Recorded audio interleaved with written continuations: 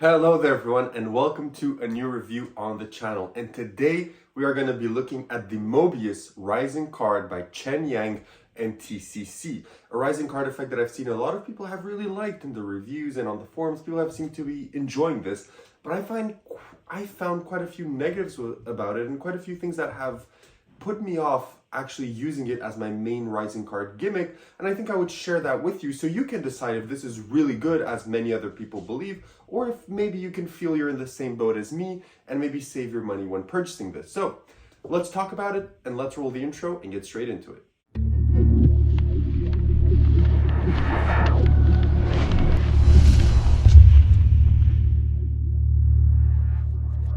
Perfect, so you decide to stick around, which means you want to learn more about the Mobius Rising card. Now, what is the Mobius Rising card? As you would have guessed, it's a rising card effect, right? It's a rising card effect that you can do with a deck of cards, and what better way for me to explain it to you than to show it. So, you'd have your spectator select any card, and it could thoroughly be any card. The card can even be signed, fully signed by the spectator. You would then ask your spectator to place the card right on top and show them clearly that you've buried the card in the middle. You then proceed to also give this an overhand shuffle, just like that, a clear overhand shuffle, and you tell them that now you're going to proceed to try and find their card. And you're going to place the cards just like this on the table, and you're going to ask them to focus on their card, and focus on their card rising slowly from the deck. Just focus on it, and the more they focus, the more they can see one card just rising out of the deck, and then you can take it, you can take the card, you remove it, and you can hand it out to them to keep it as a souvenir. So that is the Mobius Rising card. So first of all, where do you buy this? How much does it cost? And what do you get? So you can buy this at TCC.com or any major magic dealer. I've seen this being put out slowly at some of your local magic shops or some of your favorite magic dealers, and it will set you back $50 US. And what you get is this box, just like this. Inside of this box, you get your gimmick, which is buried inside of the deck. And then you also get an instructional video, which is typical TCC fashion.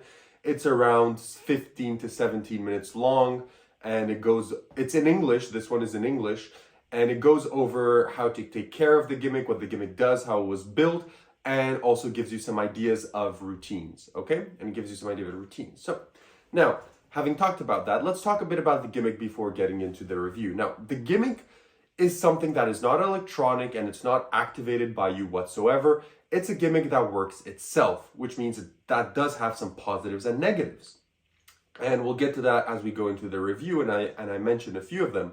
But there's one thing about the gimmick that to me a bit stands out, is that the gimmick is super well constructed. It's super well constructed. But there's one part of the gimmick that makes the effect kind of work. And I don't know if it's just my gimmick or maybe all of them are like this, but I feel the material used to make the gimmick work is rather cheap. And I feel there's other materials that maybe cost 10 cents more per gimmick to make, like literally pennies per gimmick, and that material would be something that would never really break and would work more reliably and would be more sturdy for the effect. And I know some people say that this gimmick is going to last a long time, but the material that mine is made out of, one of the parts is made out of, is already starting to see wear and tear, and I barely even performed this.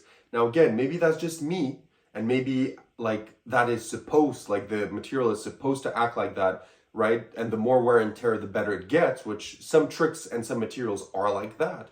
But to me, it seems that they could have maybe used something else to make the gimmick work a bit better and make it be essentially long-lasting for the rest of your life. Whereas this one, I think, it will have longevity, but I don't know how long because of the material. Now, again, that's maybe just me, but I didn't want to mention that because it really stood out to me, because I had watched a few reviews and they said, oh, this is going to last you for the entirety of your life. You're never going to replace it.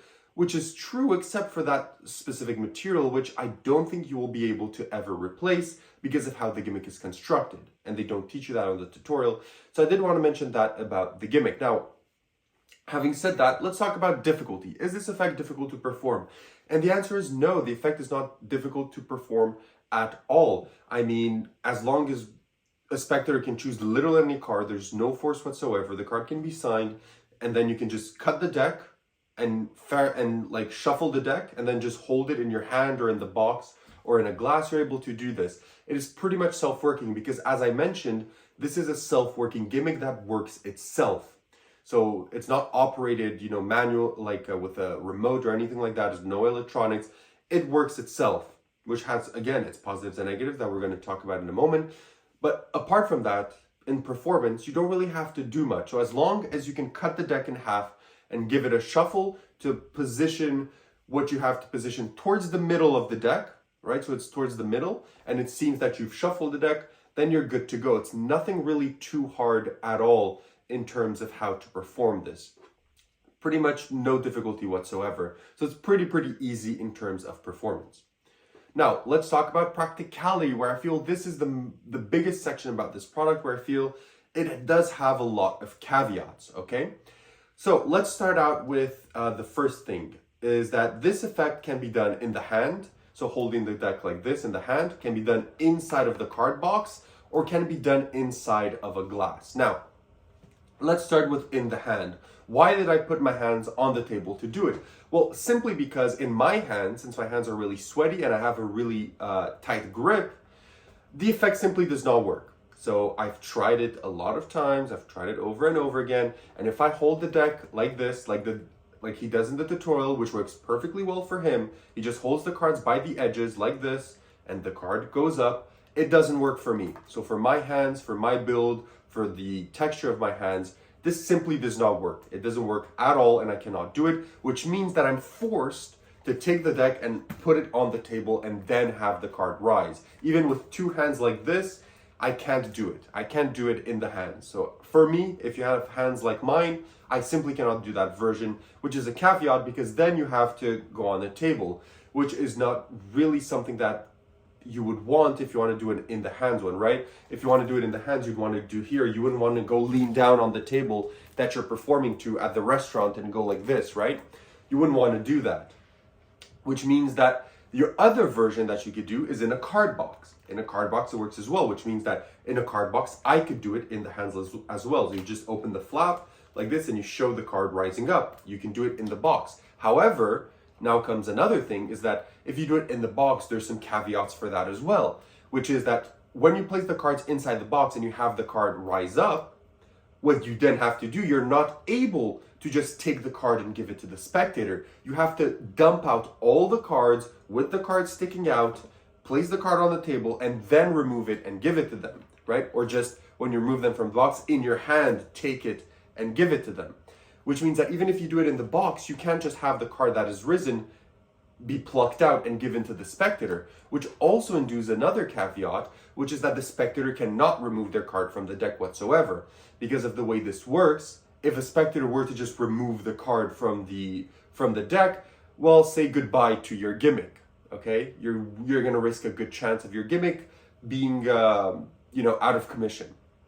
So, because of how this works, you're always going to have to be the one to pull the cards out, to pull the card that rises out of the box, right?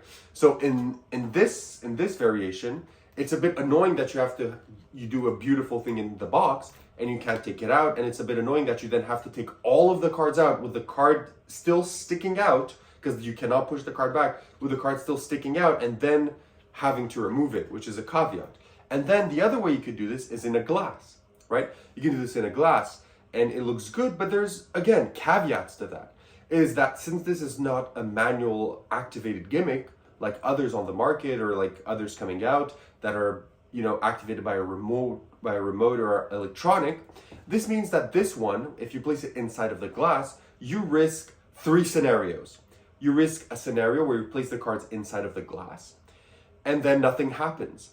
Nothing's gonna happen. You're gonna have to take the glass, you're gonna have to fondle with the glass, maybe give it a few rocks back and forth, shake it back and forth, and then the card is gonna come up. Then there's another scenario that could happen, is that you could put the card there, and just by touching the glass just a bit to center it on the table, boom, the card shoots out directly, because you cannot control it, right? Because the gimmick works itself, which means you have no control over it, so the card can just shoot out. Or the third scenario is literally nothing is gonna happen, and you're gonna have to take the glass and shake it or take it out of the table, move it quite a few times, and then the card is going to go up super slowly, which kind of downplays the effect, which means that if you were planning to do this in a glass like I was, you'd be disappointed that you have to deal through all those hoops and you don't know which one is going to happen, right? You literally don't know. I've had a time where I literally just touched the glass and it was perfect. I just pushed the glass a bit and the card started rising slowly and I could play it out. It looked great. Then in another performance I did at another table, I put it in, and the moment I just moved the glass and tell them focus on the glass, the card did boop, and it flew out with nothing, and people were like, wow, what just happened? And it wasn't that good. And then there was another one where it just wouldn't work. I literally had to take the glass out of the table and I literally had to start shaking it and rocking it in circles, and then eventually the gimmick started working. Which means that if you do it in the glass, it's not that reliable. It's gonna work sometimes, but not always. Which again, to me is an issue because I really wanted to do it similar to just taking it, putting it in the glass, and then, do like in one of the performances where I just touch the glass a bit and then place my hand over and the card goes up slowly. But it's not gonna work like that 100% of the time. Maybe the glasses that I used weren't perfect. That could be on me, right? That could be on me. And that would be fine. That would be fair criticism. Maybe it's my fault. And if anyone else has this and has to see it work better, just tell me about it. I'm willing to see if I could work around on it, and I'll pin a comment maybe if I did manage to fix it. But that's what I wanted to say about practicality. Is you have 3 ways of doing it. And all 3 ways of doing it have caveats and you have the possibility of it not working for you. The most reliable one is the box. Right? The most reliable out of everyone is the box. The box is the most reliable 100% of the time, but then you have to do the small cleanup. Okay, now a lot of negative has been said practicality-wise because of this, but there's also some positives.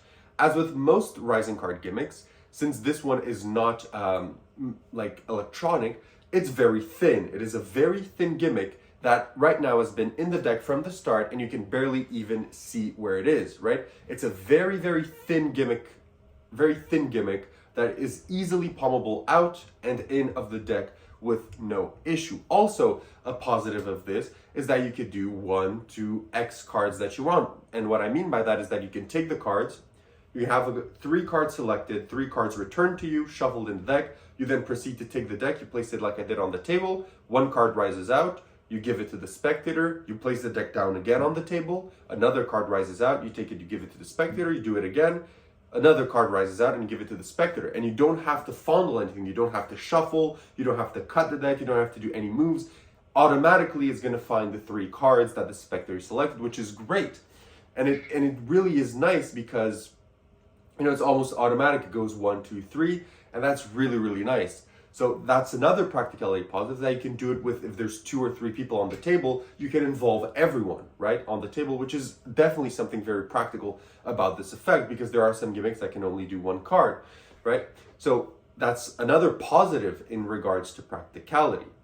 So having said that, let's get into where would you perform this? So where would you perform this? So as mentioned, there's ways to do this on the table and off the table, right? You can do if you're able to do it, you could do it in the hands with just the deck, no need for a table. You then, if you want a table, or if you're in a parlor setting, you could do it on the table like I did for the performance. You could do it with the deck, which it doesn't need a table, and then with a glass, which doesn't need a table. So you have variations of table and no table, which means that you can perform this pretty much everywhere. You can perform the stage, parlor, and you can also perform it walk around. Right? And since this is not an electronic gimmick, you don't have to worry about it being charged. You don't have to worry about it picking up other signals or whatever. I don't know how the electronic versions would work. But yeah, so you can pretty much work it anywhere. Street, walk around. There's no angle issues almost whatsoever.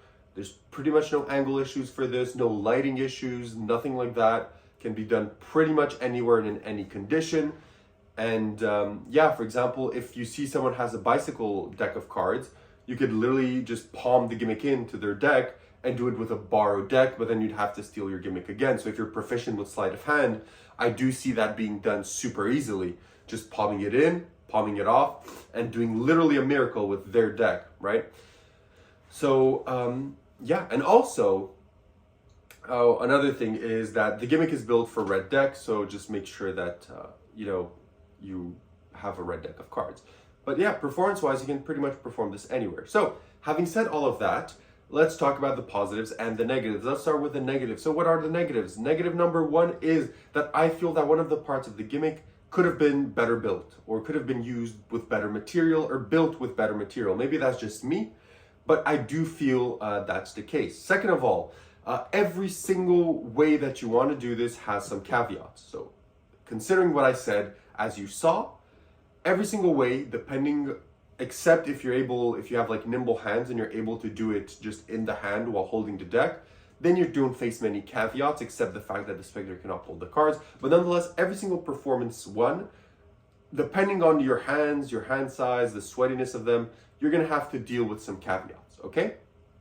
Second of all, third of all, as I said, the spectator cannot take out the gimmick, which means that you will always have to give them the cards. So for example, if you do something in the box, as I said, you'll have to go through the annoying cleanup. But yeah, there's that to consider as well. And the last possibly negative that I have to say is that if you plan to do this inside of the glass, you'll face that maybe you'll need to buy a certain glass. I've been thinking of buying the collapsible wine glass by Joshua J to see if that would work better with this effect, because the glasses that I've tried simply haven't been that good. So maybe it's an issue of the glass, and maybe I'll update and pin in the comments if I've tried the collapsible wine glass or another glass. But for now, the glass version is not as reliable as the others. So having said that, what are the positives? The positives are that the gimmick nonetheless is really well built. It's a gimmick that is built to last. Second of all, you can do this with 1 to 3 cards. There's no angle restrictions, no lighting restrictions. It is a self-working gimmick. It is super easy to do. It's super easy to do, and you can also do 1 to 3 cards with this, which is great. So, having said all of that, would I recommend the Mobius Rising card, and what would I rate it out of 10? So, would I recommend it? I say, I'm not sure. It is one of, if not the cheapest, like, working Rising card gimmicks that is really built to last and gives an amazing visual, right? Compared to like some of the cheaper ones, this is like built for more strong, it's built like stronger, and it's built more professionally in mind to give a really good effect, right? So for the price, it is a good effect. However, you know, I'm thinking that, you know, for maybe 40 bucks extra or maximum 50 bucks extra, I could buy something like Waken that is incredibly good looking and that is a showpiece. Or maybe I could get something like The Last Rise by Magic Dream, which from what I've heard is incredible as well, and one of the best rising card effects on the market. So, you know, for the price range, as with many TCC products, this one is the perfect example. For the price, it is unbeatable for what it does and for how it works and for how well it's built. But I'm worried that maybe there's better versions out there. So would I recommend this? I'm a bit on the edge. I feel that if you really liked and you heard everything that I had to say and you still see a use of it and you really want a rising card gimmick that's cheaper than the others and under, you know, the 99 price tag, which most of them are right now, the more professional built ones and the more expensive ones, then yes, the Mobius Rising card is for you. However, if you really want just one effect, so if you were like me, just looking for one rising card effect and to have no doubts that it is the rising card effect for the rest of your life that you're going to use, this is not it. For me, I bought it, I used it, and I'm probably not going to very much use it again because I feel it doesn't tick the boxes that I wanted my rising card to tick. So yeah, what would I give it out of 10? I would give the Mobius Rising card a 6.75 on 10. It is nonetheless well built, it is good, and it does what it's supposed to do, even though it has some hicks to it, but it is not the rising card that I wanted, because I wanted just one rising card effect to have with me forever and not have to replace it. And unfortunately, for me, that is not it. Now, of course, don't trust just my opinion.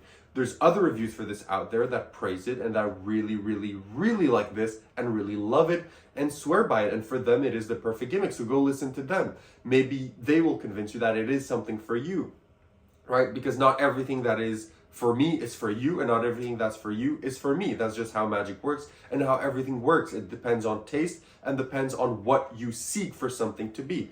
So yeah, go check out all the other reviews, go on the forums, Don't take my review as definitive. If I say I don't really like it, it doesn't mean that you shouldn't purchase it. So go check all of that out, and I'll see everyone in my next review. Have a good one, and see you then. Bye-bye.